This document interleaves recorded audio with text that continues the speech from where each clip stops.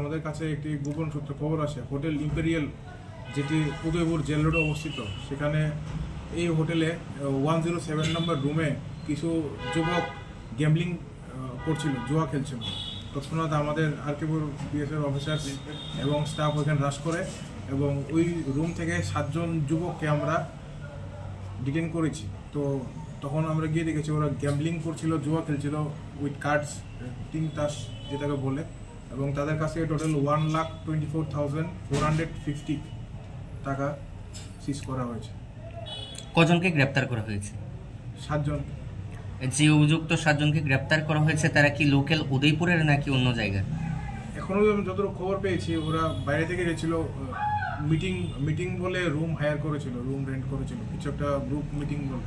তো ওদেরকে হোটেল ওনার রুম একটা দিয়েছিল 107 নম্বর রুম, তো সেই রুমে ওরা গ্যাম্বলিং করছিল। তাদের বাড়ি কোথায় ছিল? বাড়ি আমরা এখন দেখছি কোথায় ছিল। আচ্ছা, নামগুলো বলা যাবে? নামগুলা এখন আমরা রিভিল করছি। আদালত থেকে প্রেরণ করা হবে না, প্রসিকিউশন রিপোর্ট সাবমিট করবে। টোটাল কত টাকা পাওয়া গিয়েছে আরেকবার যদি বলেন? টোটাল 1,24,450, 1,24,450 টাকা।